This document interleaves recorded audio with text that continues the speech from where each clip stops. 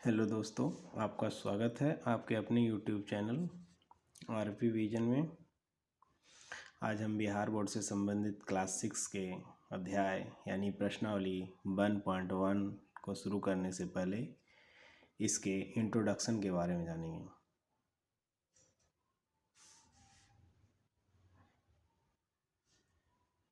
Introduction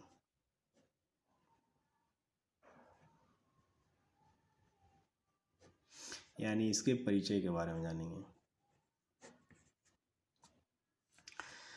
अब अभी तक आपने पढ़ा पिछले क्लास में, उसके बारे में कुछ हम जानकारी लेना चाहेंगे और जानकारी देना भी चाहेंगे। अब यहाँ पर आप देखिएगा 9 है, 5,993 है, 507 है और 603 है और 999 है। पिछले क्लास जो आपका 5 क्लास था उसमें आपने सीखा सबसे बड़ी संख्या और सबसे छोटी संख्या। तो इसके बारे में हम थोड़ा सा चर्चा कर लेंगे। इसमें से सबसे बड़ी संख्या कौन सी है, तो इसको जानने के लिए हम सबसे पहले क्या करते हैं, इकाई दहाई सैकड़ा कर लेते हैं और जो सबसे बड़ी संख्या होती है उसको हम घेर देते हैं। जैसे इसमें देखेंगे एक अंक है, इकाई है, इसमें है इकाई दहाई सैकड़ा और हज़ार। इसमें है इकाई दहाई सैकड़ा, यानी 3 अंक तक ये सैकड़ा वाली होती है, तो ये सबसे बड़ी संख्या होगी, इसको हम घेर लेते थे। और ये एक अंक की सबसे छोटी संख्या होगी। एक अंक की छोटी संख्या नहीं, मतलब एक अंक में सबसे छोटी संख्या होगी। ठीक है। अब आप अभी तक आपने पढ़ा था आरोही क्रम अवरोही क्रम।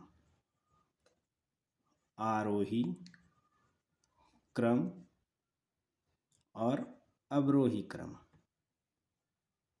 अवरोही क्रम, आरोही क्रम को बढ़ते क्रम बोलते हैं, बढ़ते क्रम, और अवरोही क्रम को घटते क्रम कहा जाता है। क्या कहा जाता है? घटते क्रम। आरोही क्रम को इंग्लिश में ascending order, ASCENDING, ascending order या इंक्रीजिंग ऑर्डर, इंक्रीजिंग ऑर्डर कहा जाता है। और अवरोही क्रम को डिसेंडिंग ऑर्डर, डिसेंडिंग ऑर्डर या डिक्रीजिंग ऑर्डर कहा जाता है। अब ये जो हमने संख्या ली है 1 2 3 4 5 संख्या, तो इसको अगर हम आरोही क्रम में सजाते हैं, बढ़ते क्रम में, तो सबसे पहले इसको क्या करेंगे, इसमें है जो सबसे छोटी संख्या को पहले रखेंगे, पहले 9, उसके बाद 507, उसके बाद 603, उसके बाद 919 और फिर इधर लिख देंगे। ये सबसे बड़ी संख्या होगी। बढ़ते क्रम में है जो कि सबसे छोटी संख्या को पहले रखा जाता है और सबसे बड़ी संख्या को बाद में रखा जाता है। लेकिन वही जब अवरोही क्रम आएगा, आपका अवरोही क्रम के बारे में कहा जाए, या घटते क्रम या डिसेंडिंग ऑर्डर या डिक्रीजिंग ऑर्डर, तो इसमें क्या करेंगे, सबसे पहले हम सबसे बड़ी संख्या को रखेंगे। सबसे बड़ी संख्या क्या? 9,993। 9, उसके बाद उससे बड़ी संख्या कौन है, मतलब छोटी संख्या 9,999। इससे छोटी संख्या क्या? 603। इससे छोटी संख्या 507 और इससे छोटी संख्या को 9। तो ये हमारा जो हो गया आरोही क्रम। क्या हो गया? आरोही क्रम। और ये होगा हमारा अब रोही क्रम। रोही क्रम। तो अभी तक आपने जाना सबसे बड़ी संख्या और सबसे छोटी संख्या के बारे में। आरोही क्रम को ही बढ़ते क्रम, इंग्लिश में असेंडिंग ऑर्डर या इंक्रीजिंग ऑर्डर कहते हैं। अवरोही क्रम जिसको घटते क्रम कहा जाता है, अंग्रेजी में इसको क्या कहते हैं, डिसेंडिंग ऑर्डर या डिक्रीजिंग ऑर्डर। इसके बारे में उदाहरण आपने जान लिया। अब आपको हम बताने वाले हैं कि जैसे 2 अंकों की सबसे बड़ी संख्या 99 है ना, और इसमें अगर हम 1 जोड़ देते हैं तो 3 अंकों की सबसे छोटी संख्या बन जाती है ना। ये 2 अंकों की सबसे बड़ी संख्या हुई और इसमें अगर 1 हम जोड़ते हैं तो क्या हो जाता है, 3 अंकों की सबसे छोटी संख्या, 3 अंकों की सबसे छोटी संख्या। ठीक है। इसी तरह से अगर मान लिया जाए हम 3 अंकों की सबसे बड़ी संख्या लेते हैं, ठीक है, अगर हम 3 अंकों की सबसे बड़ी संख्या ले लें और इसमें हम 1 जोड़ देते हैं तो क्या हो जाएगा हमारे ये 4 अंकों की, 1 2 3 4, 4 अंकों की ये क्या हो गया, सबसे छोटी संख्या। ठीक है। अब आगे हम एक प्रश्न लिखने वाले हैं और इस प्रश्न को आप सॉल्व करके भी देख सकते हैं वीडियो को पॉज करके। जैसे है क्वेश्चन, 10 से 99 तक की संख्याएं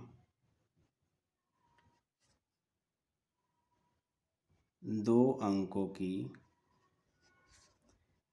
की कुल कितनी संख्या है, कितनी संख्या है या होगी, है ना।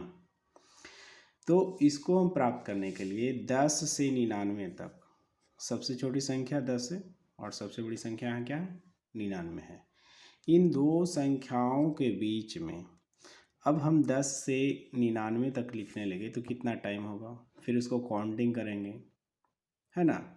तो यदि हम 1 से 99 तक की संख्याओं में, 1 से 99 तक की संख्याओं में अगर 1 से 9 तक की संख्या को हम क्या कर देंगे, इसमें घटा देंगे, है ना। 99 में 1 से 9 तक की संख्याओं को अगर हम घटा देते हैं तो हमारी कुल कितनी संख्या आ जाएगी, 90। ये हमारा आंसर हुआ। जिस छोटी संख्या से जिस बड़ी संख्या तक कहा जाए तो छोटी संख्या के पहले वाली संख्या को घटा देने पर हमारी कुल संख्याओं का मान आ जाता है। ठीक है। अब तो ऐसे इस प्रकार से भी आप जान सकते हैं कि अगर 2 अंकों की क्या कर सकते हैं, अतः 2 अंकों की कुल संख्या, ये एग्जाम वगैरह में पूछा जाता है, कंपटीशन में भी आता है। 2 अंकों की कुल संख्या का मान क्या होगा, 2 अंकों की सबसे बड़ी संख्या में से 1 अंक की सबसे छोटी संख्या घटा देने पर हमारा क्या आ जाता है, 2 अंकों की कुल संख्या का मान आ जाता है। जितनी अंकों की कुल संख्या का मान पूछा जाए उतनी अंकों की सबसे बड़ी संख्या और उससे एक कम सबसे बड़ी संख्या का मान घटा देने पर टोटल संख्या का मान आ जाता है।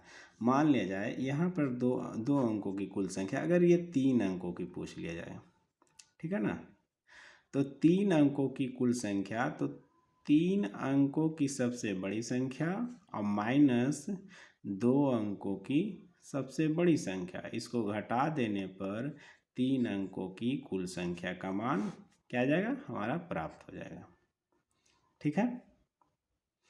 अब आप स्वयं करके देखिएगा और कमेंट करके बताइएगा कि 5 अंकों की कुल संख्या, 5 अंकों की कुल संख्या कितनी होगी, और एक 4 अंकों की कुल संख्या कितनी होगी। ये दोनों का मान आप खुद निकाल करके कमेंट बॉक्स में कमेंट कीजिए।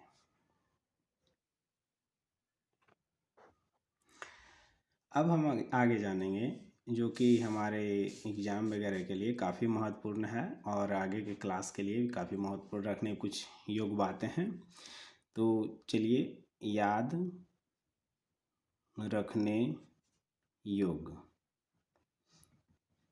क्या क्या भाई, 100, 100 बराबर 10 दहाइयाँ होता है। क्या होता है? 100 बराबर 10 दहाइयाँ। ठीक है। फिर है 1000। क्या है? 1000 बराबर 10 सैकड़ा।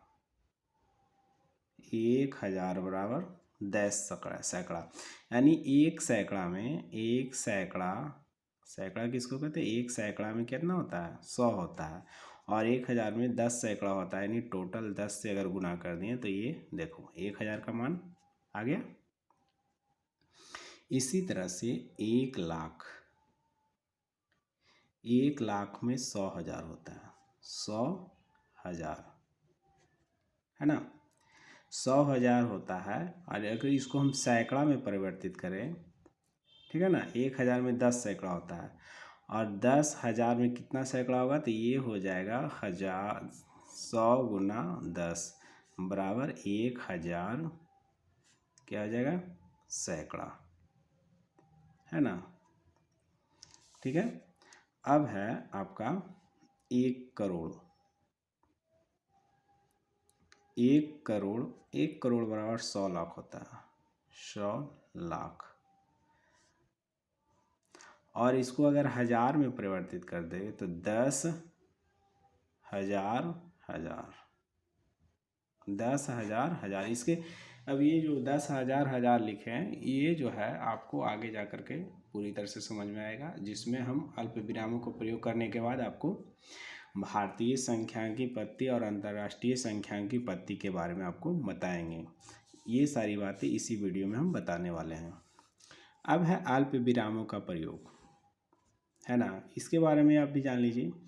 अल्प विराम, अल्प विराम हम लोग देंगे कहाँ, है ना? अगर इंडियन सिस्टम ऑफ न्यूमरेशन के बारे में बात करें, भारतीय संख्यांकन की भारतीय पद्धति, संख्यांकन की भारतीय पद्धति, है ना? इसको इंग्लिश में क्या कहते हैं? Indian system of numeration, numeration, है ना? तो इसमें क्या होता है, मान लिया जाए हम 1 लाख लिख रहे हैं, ठीक है, सॉरी 1 लाख, इकाई ना इधर से गिनना, इकाई, दहाई, सैकड़ा, हजार, 10,000, लाख। अब इसमें हम अल्प विराम का प्रयोग कहाँ करेंगे? तो संख्यांकन की भारतीय पद्धति, इसमें जब हम अल्प विराम का प्रयोग करते हैं, अल्प विराम को इस प्रकार से सूचित किया जाता है, तो दाहिने तरफ से पहले 3 अंकों के बाद उसके बाद हर 2 अंक के बाद किया जाता है। पहले 1 2 3 अंक के बाद दिए, उसके बाद 1 2। अगर मान ले जाए इस प्रकार की संख्या हो, इतनी बड़ी संख्या हम लिख दिए, ठीक है, इतनी बड़ी संख्या हम लिख देने के बाद इसमें हम अगर संख्यांकन की भारतीय पद्धति में अगर हम अल्प विराम का प्रयोग करते हैं, तो पहले 1 2 3, 3 अंक के बाद फिर 2, फिर 2, फिर 2, फिर 2, इस प्रकार से हम लोग अल्प विराम का प्रयोग करते हैं, ठीक है। अब ये तो हुआ इंडियन सिस्टम ऑफ न्यूमरेशन की बात। अब हम बात करने वाले हैं अंतर्राष्ट्रीय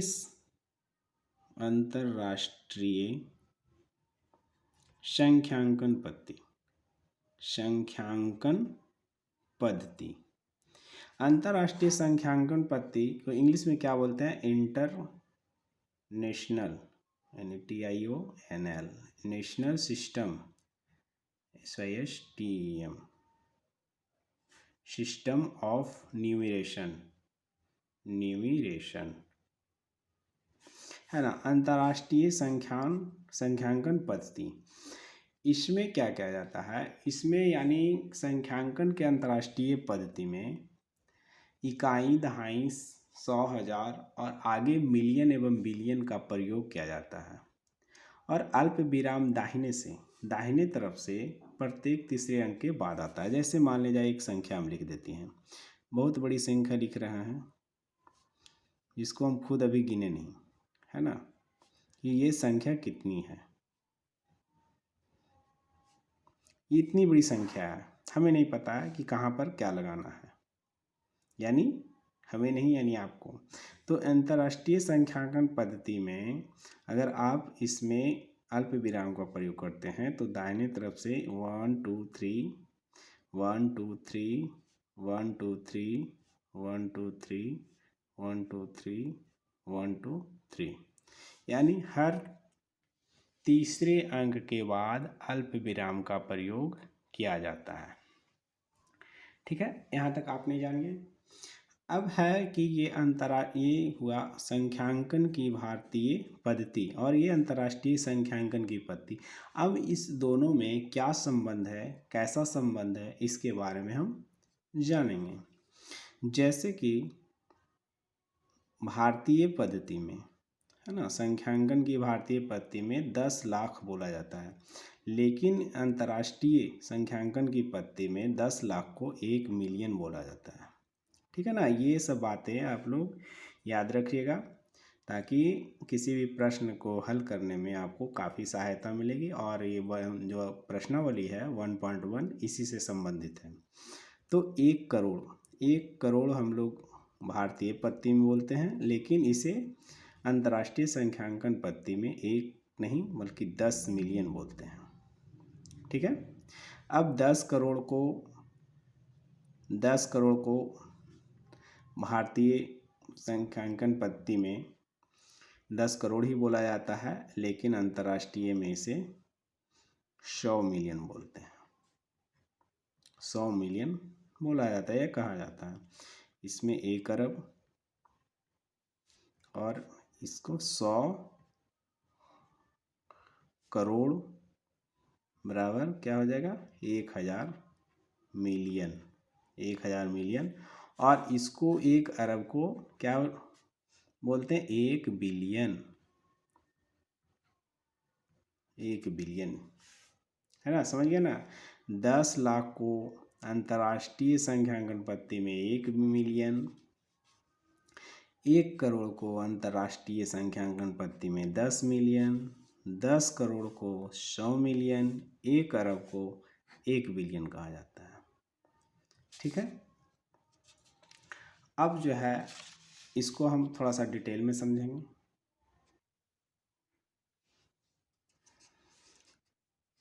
अब क्या है, देखिए भारतीय, एक तरफ हम लिख देते हैं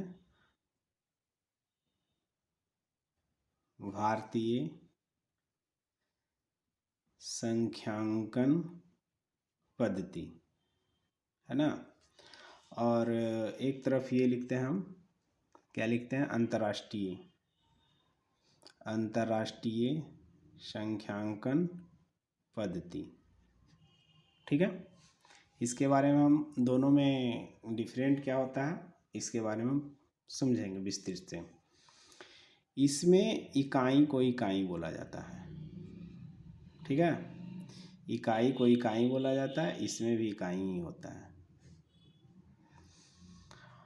अब है इसमें दहाई को दहाई बोला जाता है, इसमें भी दहाई बोला जाता है, इसमें सैकड़ा बोला जाता है, सैकड़ा, और इसमें भी सैकड़ा ही बोलते हैं। जब काउंटिंग करते हैं तो इसमें 1000 बोलते हैं, भारतीय संख्यांकन पद्धति में इसमें भी 1000 ही बोलते हैं। भारतीय संख्यांकन पद्धति में 10,000 बोलते हैं, इसमें भी 10,000 बोलते हैं काउंट करते समय। अब अभी तक इसमें आपने समझा कि दोनों में सेम चल रहा है, तो आपने बताना क्यों उचित समझा। तो चलिए अब आगे की बातें इसमें करेंगे। इसमें जब लाख बोलते हैं तो इसमें 100,000 बोलते हैं। क्या बोलते हैं, 100,000। ठीक है, फिर इसमें 10 लाख बोलते हैं, 10 लाख, तो इसमें क्या बोलते हैं, 1 मिलियन, 1 मिलियन। ठीक है, फिर इसमें करोड़ बोलते हैं तो इसको क्या कहते हैं, 10 मिलियन। फिर 10 करोड़ तो ये 100 मिलियन, 100 मिलियन। ठीक है, अब अरब बोलते हैं इसमें कुछ बोलते हैं 1 बिलियन। 1 बिलियन। फिर जब 10 अरब इसको 10 अरब इसमें बोला जाता है तो इसमें क्या बोलते हैं 10 बिलियन। अब देखिए, अब यहाँ पर काउंटिंग करने का तरीका क्या होता है। जैसे यहाँ पर किए, ये कोई संख्या लिखते हैं,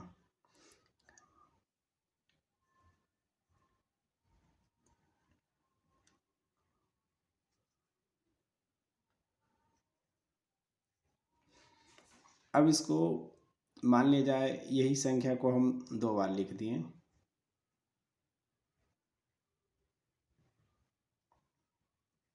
अब इसको हम इंडियन यानी भारतीय संख्यान पद्धति में काउंटिंग करेंगे तो क्या करेंगे, इकाई, दहाई, सैकड़ा, हजार, 10,000, लाख, 10 लाख, करोड़, 10 करोड़, अरब, 10 अरब, इस प्रकार से काउंटिंग करेंगे।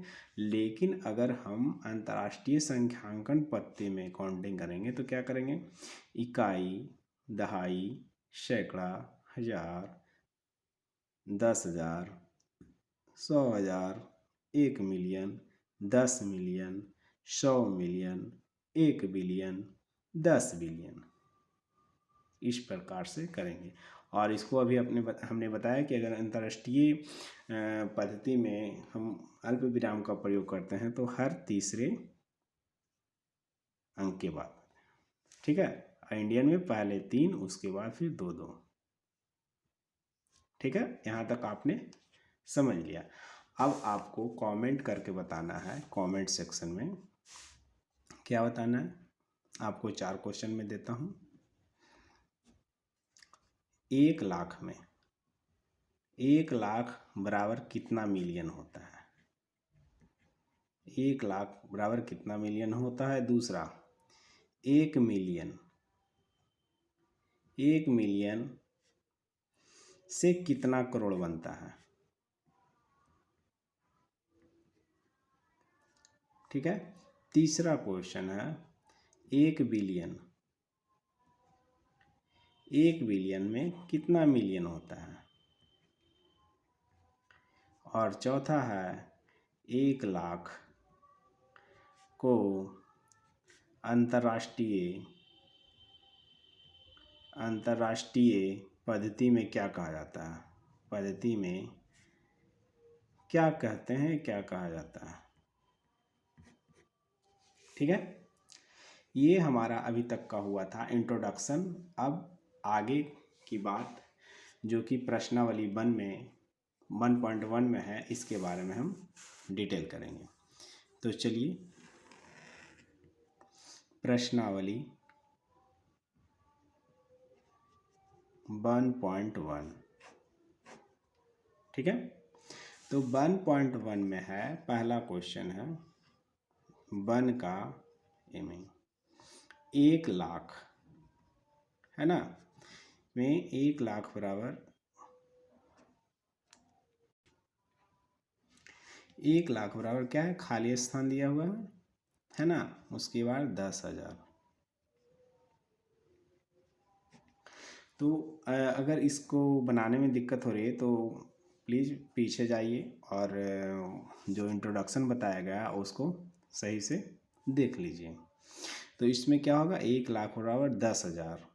तो अगर इंडियन में हम देखते हैं तो 10,000 अगर हम लिख देते हैं, देखिए 10,000, ठीक है। और 1 लाख लिखते हैं, 1 लाख, ठीक है। ये 1 लाख हुआ, ये 10,000 हुआ। तो इसमें कितना 10,000, अगर इसको इससे हम भागा दें तो ये 4 जीरो कट जाएगा तो कितना बचेगा, ये 10। तो यानी 1 लाख में 10,000 होते हैं। क्लियर, क्या है, पहले 1 लाख लिख दिए, 1 लाख है और उसमें कितना 10,000 होता है, तो 10,000 से इसको भागा देंगे तो 1 2 3 4, 1 2 3 4 जीरो कट गया तो ये 10 बच गया। यानी 1 लाख में 10,000 होते हैं, ठीक है। दूसरा क्वेश्चन है 1 मिलियन, 1 मिलियन खाली स्थान है, उसके बाद 100,000,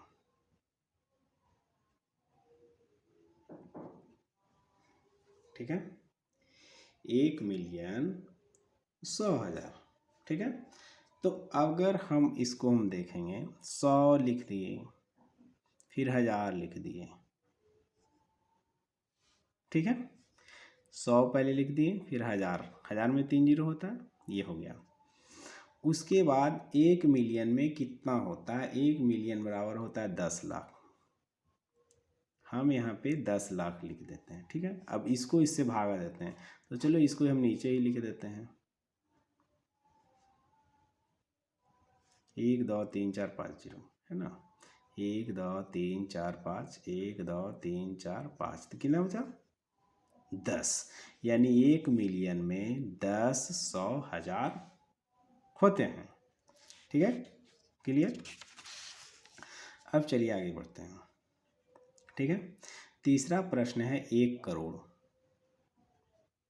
क्या है, 1 करोड़, एक खाली स्थान है 10 लाख, ठीक है। 1 करोड़ इसमें कितना 10 लाख होता है, ठीक है ना। तो पहले हम 1 करोड़ लिखते हैं,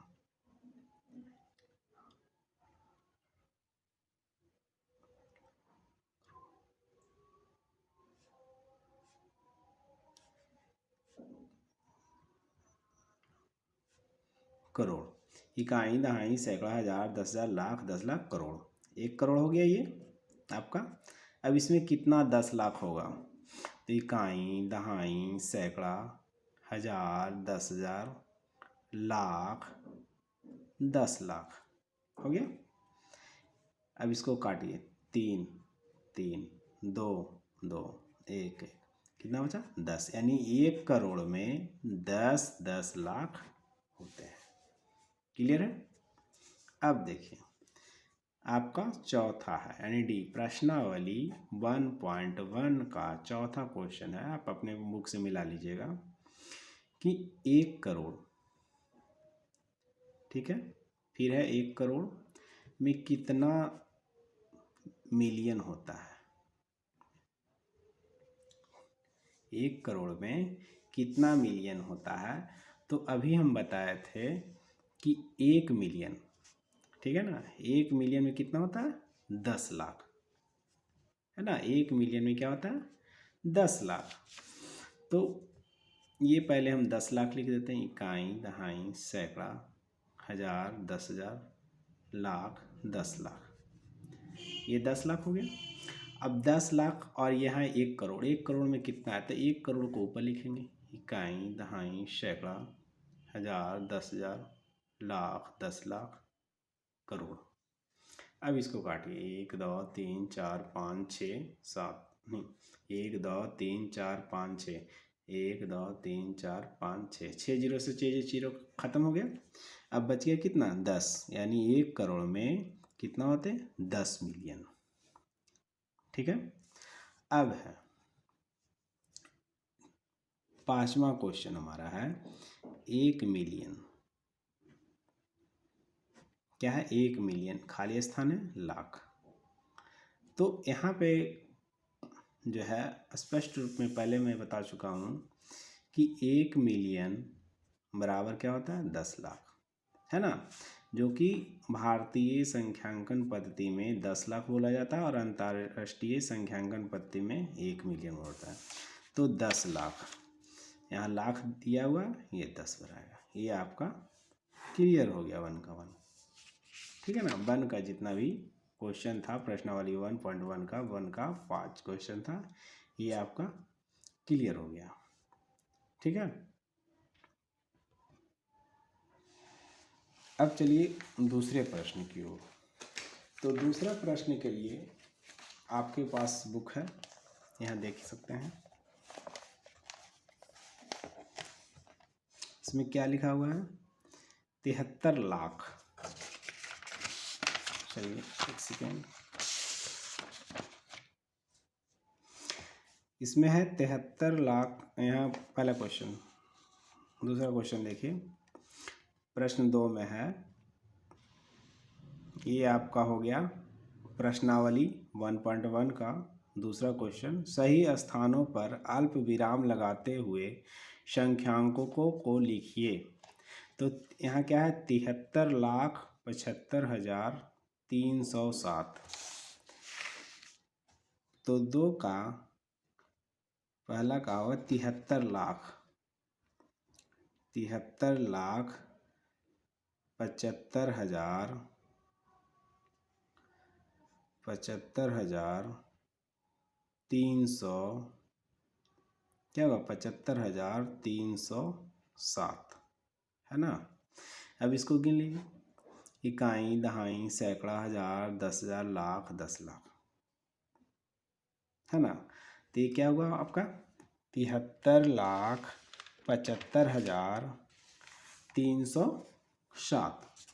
अब दूसरे क्वेश्चन की ओर आइए। देखिए दूसरा क्वेश्चन आपका है 9,05,41,, 9,05,41,। इसको कैसे लिखा जाएगा, 9,05,41,।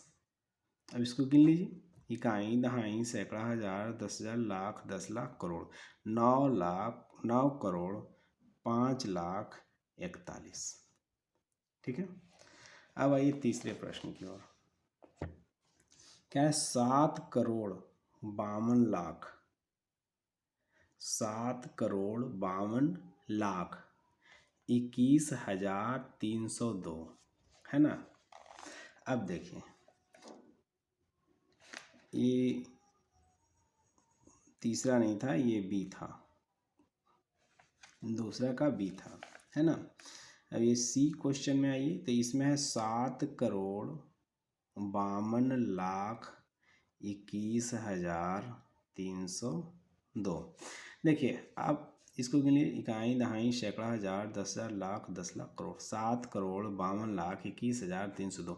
अगर हम नहीं जान रहे हैं, आपको नहीं पता है कि किस प्रकार से करना है, तो पहले इस प्रकार से लिख दिए 7,52,21,302, है ना। तो भारतीय संख्यांकन पद्धति में क्या बताए थे कि पहले दाहिने से 3 अंक के और बाकी 2-2 अंक के बाद अल्प विराम लगाना है ना।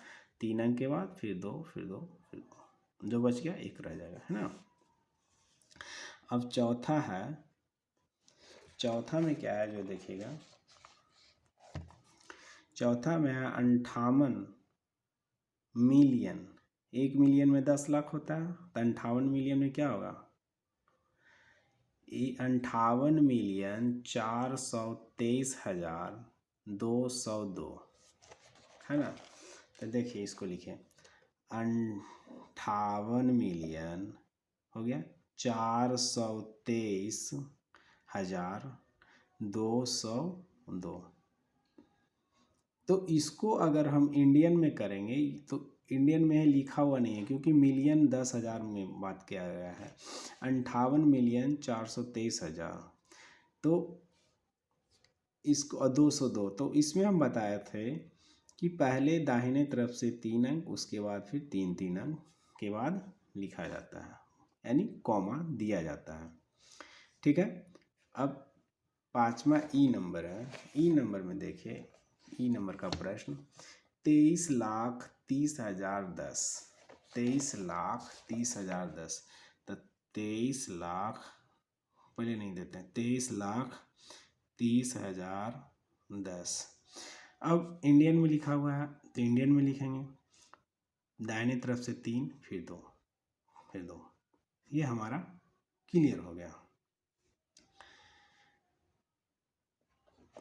अब देखिए यहाँ पे प्रश्न है, तीसरा है जो निम्न संख्याओं यानी नीचे दिया गया जो संख्या उसके बारे में, निम्न संख्याओं को भारतीय संख्यांकन पद्धति एवं अंतर्राष्ट्रीय संख्यांकन पद्धति दोनों में उपयुक्त स्थानों पर अल्प विराम लगाते हुए लिखिए। यानी ये जो संख्या आपका दिया हुआ है, इसमें संख्या भारतीय संख्यांकन पद्धति के अनुसार भी अल्प विराम लगाना है और अंतर्राष्ट्रीय संख्यांकन पद्धति दोनों के अनुसार अल्प विराम इन सबों में लगाना है।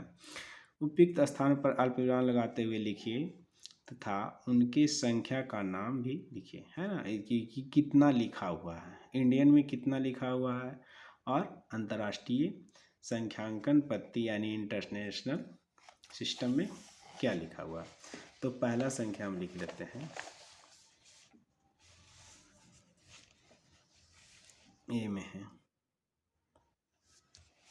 है ना, ए में हम क्या लिखते हैं, इस यहाँ पे लिखा हुआ है 87 59 57 62, 87 59 57 62, ये लिखा हुआ है 87 59 57 62, 87 59 57 62।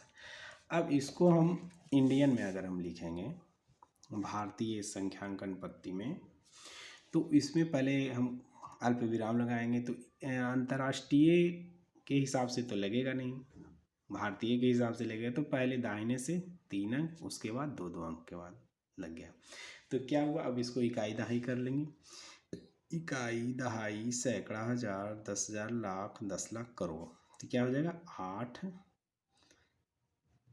8 करोड़, है ना। फिर हो जाएगा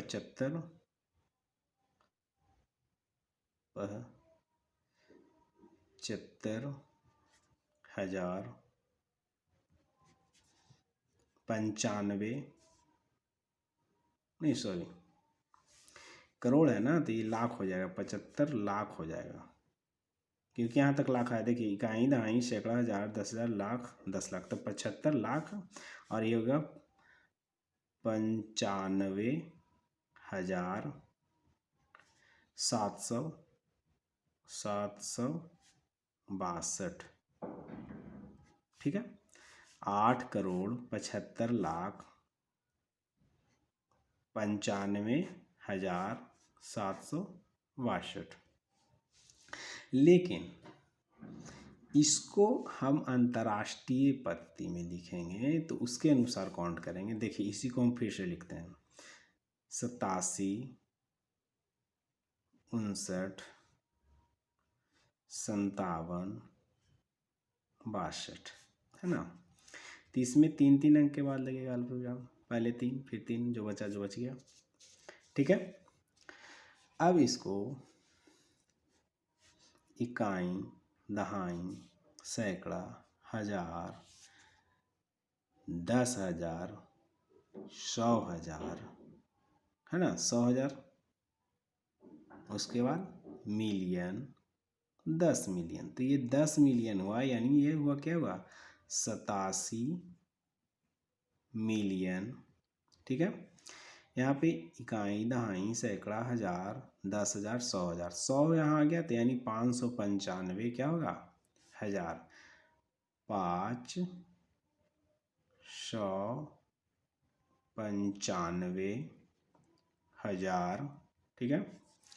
और उसके बाद क्या बच गया 762, 762, ये हुआ 87,595,762, ये हुआ इंटरनेशनल पद्धति में, ठीक है। और ये हुआ इंडियन में। अब चलिए आगे,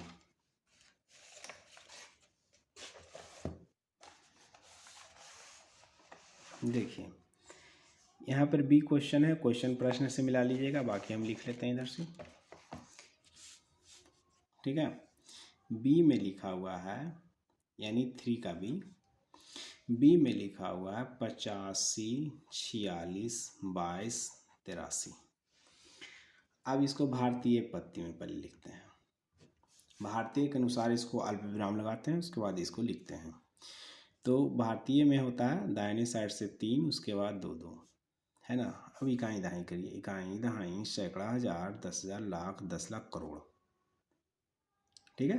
तो क्या होगा 8 करोड़, फिर से इकाई दहाई सैकड़ा हजार 10,000 लाख 10 लाख, तो 10 लाख तो यहाँ तक हो जाएगा 54 लाख, फिर यहाँ इकाई दहाई सैकड़ा हजार 10,000, तो यानी 10,000, यानी 62,000, और फिर ये क्या बचा 283।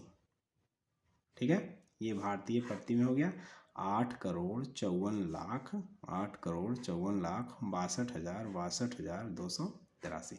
अब इसी संख्या को 85, 46, 22, 83 इसको हम अंतर्राष्ट्रीय में लिखते हैं, है ना। यही ना प्रश्न में कहा गया है, अंतर्राष्ट्रीय में लिखेंगे। किसमें बताया गया था कि सबसे पहले दाहिने साइड से हर 3 अंक के बाद अल्प विराम लगेगा, जिसको कॉमा बोलते हैं, ठीक है ना। अब इसको काउंट कीजिए, इकाई, दहाई, सैकड़ा, हजार, 10,000, 100,000, मिलियन, 10 मिलियन। जब 10 मिलियन यहाँ वहाँ तो ये हो जाएगा 85 मिलियन। अब इसको फिर यहाँ तक तो हो गया, लिख लिए। अब इकाई, दहाई, सैकड़ा, हजार, 10,000, 100,000, तो 100 यानी यहाँ तक, सैकड़ा तक के लेंगे हमको 85 मिलियन 462,000। और ये क्या हो जाएगा 283 है ना। ये हमारा क्लियर हो गया, यानी 85,462,283। फिर से काउंट करने का तरीका देख लीजिए, इकाई, दहाई, सैकड़ा, हजार, 10,000, 100,000, मिलियन, 10 मिलियन, है ना। अब यहाँ देखिए कि 3 का सी क्वेश्चन 999 बुक से मिला लीजिएगा, 00046। अब इंडियन में इसको करेंगे तो क्या करेंगे, भारतीय में 3 अंक के बाद फिर 2 अंक के बाद, ये क्या हो जाएगा, इकाई, दहाई, सैकड़ा, हजार, 10,000, लाख, 10 लाख, करोड़। तो ये हो जाएगा 9 करोड़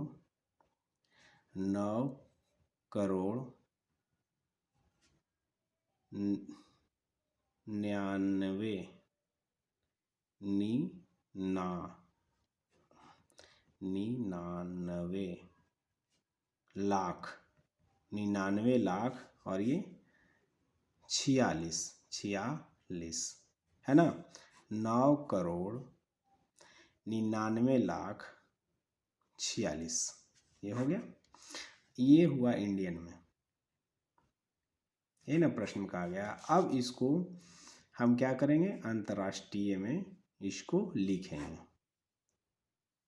ठीक है।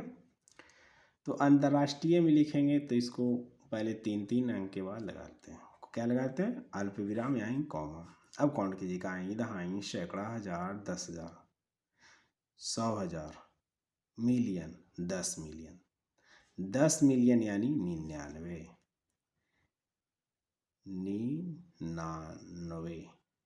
99 मिलियन। और फिर यहाँ तक काउंट कीजिए, इकाई, दहाई, सैकड़ा, हजार, 10,000, 100,000, तो 100 बने 900, क्या होगा 900,000, 900,000 और बाकी क्या बचा 46। अब लास्ट क्वेश्चन हमारा है डी नंबर है। डी नंबर में दिया हुआ है 98432701। इसको इंडियन में करेंगे तो क्या होगा, पहले 3, 2 फिर 2, इसको लिख लेना है।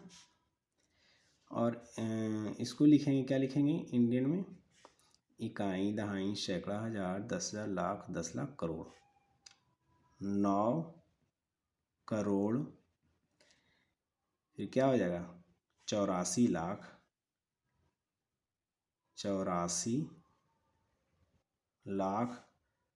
32,000, 32,701 है ना। और इसी को अगर हम अंतर्राष्ट्रीय पद्धति में लिखेंगे तो क्या लिखा है 98432701, ठीक है ना। तो इसको काउंट करेंगे, पहले अल्प विराम लगाएंगे, है ना। तो इसमें क्या होगा, इकाई, दहाई, सैकड़ा, हज़ार, 10,000, 100,000, मिलियन, 10 मिलियन, तो ये हो जाएगा 98 मिलियन। फिर ये 100 पे था तो 400, 400,000, 432,000, ये हो गया क्या ना 701, 701। ये आपका पूरा कंप्लीट हो गया। इंट्रोडक्शन से लेकर प्रश्नावली की जितने भी सारे प्रकार के प्रश्न थे सबको हमने क्लियर कर दिया है। अगर चैनल का ये वीडियो अच्छा लगा तो चैनल को आप सब्सक्राइब करें, दोस्तों को शेयर करें एवं लाइक करें। धन्यवाद।